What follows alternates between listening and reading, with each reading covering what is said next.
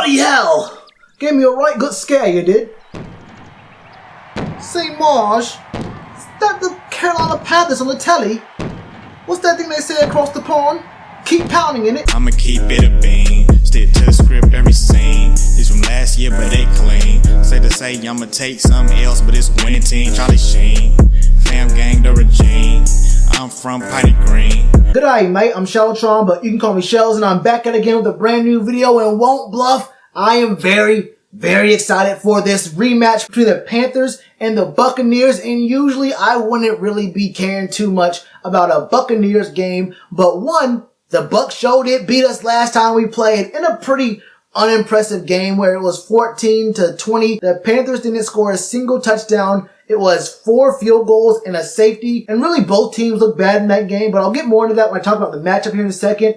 The really big draw to this game is that this is in London, and it's the first time the Carolina Panthers will be playing a game in London. Our first UK game, there are a lot of Panthers fans across the pond. I know they're excited for it. They get to watch their team, our team, play at a reasonable time. And that means that we don't, because this game will be airing on the East Coast at 9:30 a.m. on a Sunday. And that's on the East Coast. For some of y'all West Coast Panthers fans, you'll have to wake up mad early, 6:30 kickoff time for you West Coast Panthers fans. I don't know how you're going to do it. Imagine waking up at 5 or 6 o'clock on a Sunday to watch football. That is tough. But this is going to be a really exciting game for a number of reasons. Not only because it's our first time in London, but because we have a player who's from the UK. We have Efe Obada, a defensive end who had a really good breakout game just last year. He had an interception. I think he had a forced fumble. He might have had a fumble recovery in that game. I think it was only a forced fumble with a sack. There were a couple games where he had some production, but overall he played like a first-year guy who got some opportunities here and there and made plays where he could. This year so far, we have not seen all that much of Efe Obada. He's played in 94 total snaps over 5 games, which comes out to be 25% of the snaps. And the only player on the D-line with less snaps is Vernon Butler, who's only gotten about 10% of the snaps. So he's not really been getting in the games all that much, and that's partially because the D-line, the front seven, the defense as a whole has been clicking on all cylinders. We have a lot of guys who are coming in, coming out, a lot of really highly talented guys along the defensive front, so we haven't been really needing to use Efe Obada all that much. But I'd be lying if I said I did not expect the Panthers to use Efe Obada more in this game in London, sort of a homecoming for him. I would not be surprised if we see a little bit more marketing for him. We haven't seen it yet. This video is being recorded on Tuesday, but I expect to see a little bit more marketing for Efe Obada. But at the end of the day, all that is side noise. Let's get down to business. Football.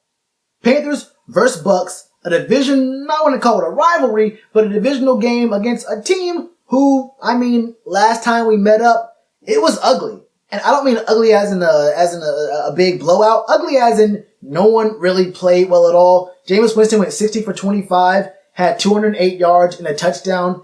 Cam went 25 for 51. He got 300 yards, but didn't get a touchdown. Christian McCaffrey was bagged. The Bucs said there is not a single chance in the world where we allow Christian McCaffrey to do anything, and then they stuck to it. That was the only time this whole year Christian McCaffrey was bagged, only 37 yards on the ground. That's wild to me. 37 yards on 16 carries. They found the formula, but other than that, we really didn't see all that much happen in this game. We saw Chris Godwin go off a little bit, only 8 catches, but 121 yards for a touchdown. He, for me, is the number 1 option on this team. Mike Evans is a good, probably a top 5 receiver in the league, but whenever he goes up against James Bradberry, he gets locked up. Look at our matchups over the last 2 years, including this past game, week 2. Chris Godwin has been going off all season for these Bucs, and it is a problem. He's the guy you definitely need to look out for. 33 catches on 44 targets, 511 yards, 6 touchdowns. 6 touchdowns, that is 2 more than Mike Evans. And Mike Evans has had a pretty decent year so far. 18 catches on 38 targets, so even less catches. even less targets, but he does have over 350 yards, so it's not like he's having a bad season so far. And outside of those two, you really won't find very much more production coming from the pass catching game, the air raid. You really won't see too much. OJ Howard was supposed to be a really good tight end. I think he was last year, but so far only 11 catches for 141 yards. Not worried about him. I'm not really worried about either one of the running backs for this team. They split carries and they split pass catching duties about as evenly as you can. Peyton Barber, 61 carries, 214 yards, 3 touchdowns, 6 receptions. Ronald Jones, 59 rushing attempts, 269 yards, 1 touchdown, 5 receptions. That's about as even of a rushing attack you can get without them being the exact same person. So neither one individually really worries me, but no matter how you split it, scheming against 2 running backs is usually going to be harder than scheming against 1, unless you have a guy like Zeke, Christian McCaffrey, Leonard Fournette, one of these top flight guys, Saquon Barkley, one of the top 3 or 4 guys in the league. But that's not really what I'm worried about. What I'm worried about is Jameis Winston. And it feels weird to say, but I felt this way for a long time now. Any given Sunday, you might be going against the really, really good Jameis Winston, who can gash you for 400 plus yards, 4 touchdowns, no interceptions. Or you'll find yourself across the field from the very bad Jameis Winston that makes very ridiculous reads, very, boneheaded kind of passes, fitting things into windows that aren't there, trying to get round pegs into square holes. You don't know what you're going to get out of Jameis Winston week to week. But so far, in the last few weeks, Jameis has been, I gotta say it, he's looked good. You cannot just write off Jameis Winston as a guy who you don't have to worry about. You just someone out there, whatever. It's a backup quarterback kind of thing.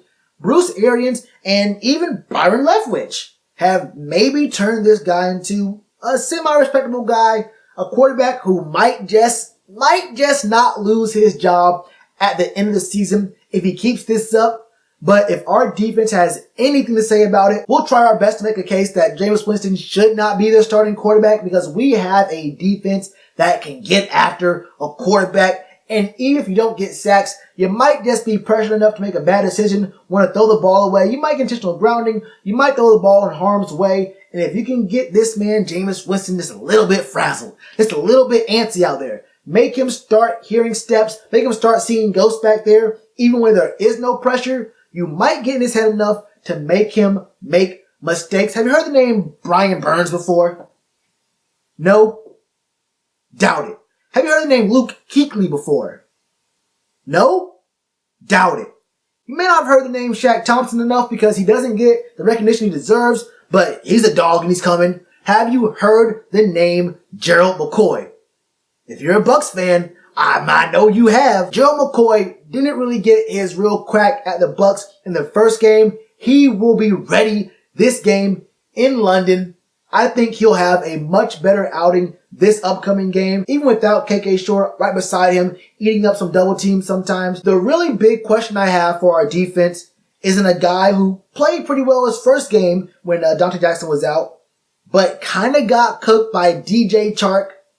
Just about every possession he was on DJ Chark, and that guy is Ross Cockrell. As of right now, we're not sure if Dante's going to be playing this upcoming week. He was at practice on Tuesday. That's one guy on the injury report you're going to have to keep your eye on, because like I mentioned earlier, Chris Godwin is coming. If you play fantasy, if you play DFS, you know Chris Godwin is almost a lock to get you some production. Ross Cockrell has to be ready. But if there's one thing that's kind of encouraging about this matchup is that what I'm noticing from both coordinators, both on offense and defense, is a willingness to adjust. You see some things are working, but if you see that something isn't working as well, or they notice that something else will work a little bit better, they've been willing to make changes. I think that this week, even if Dante can't go, we may see a little bit more help over the top for Ross Cockrell. We may see a little bit less man coverage from him. We may see something to help him out with Chris Godwin. We may even just shadow Chris Godwin and let James Bradbury handle Mike Evans.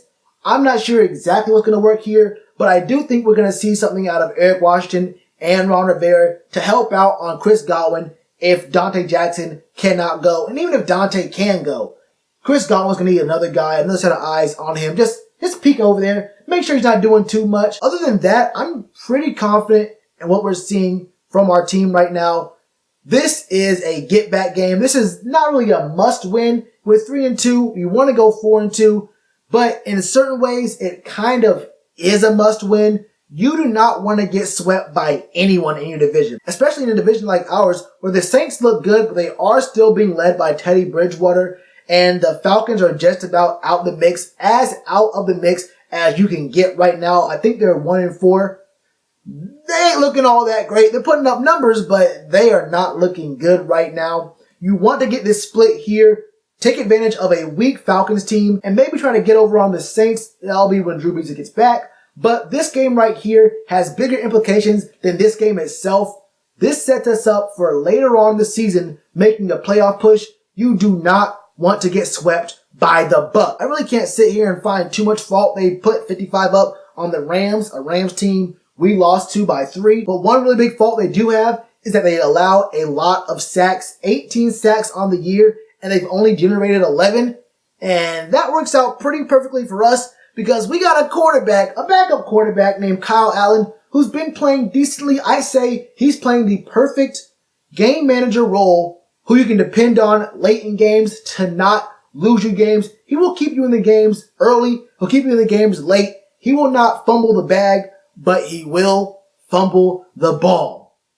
Kyle Allen has made it a tradition to fumble the ball on the opening possession and then sprinkle in a little bit more fumbles here and there just to make things interesting. I don't like that, but please, just limit the fumble to 1 this game. Just once, Kyle Allen, fumble the ball only once. I don't want to just put too much pressure and say, don't fumble at all. Don't switch it up too much. I don't want to ask for way too much for Christmas. I ain't been all that great this year, but I deserve just 1. Just only 1 fumble. Only 1. That's all I'm asking. And then obviously, we know where the money comes from for the Panthers. If you want production, you go to Christian McCaffrey. You go and you go and you go. But we did see Reggie Bonnafon showed a little something in that game last week. So we may see Reggie Bonnafon get a few more snaps. We might see a Jordan Scarlett sighting. You never know. I think seeing Reggie Bonnafon play so well last week made the coaching staff really realize we don't need to see Christian McCaffrey play every single down to get production out the backfield. And that sentiment definitely was not hurt by seeing Christian McCaffrey cramping up on the sideline, drinking that Gatorade and those little pouch thingies.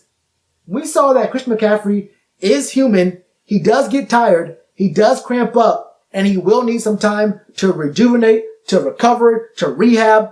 And there are guys in this running back core, this group of guys here, who can hold the fort down while he's on the sideline. I mean, you're paying the dudes either way. You may as well see what they can do for you. This is a very winnable game for the Panthers. If you can shut down Chris Godwin or limit him to just 1 touchdown, and Christian McCaffrey can do his thing, and we can see some things out of Greg Olsen especially, and get the ball moving through the air a little bit more, and limit turnovers, this is a game the Panthers can win.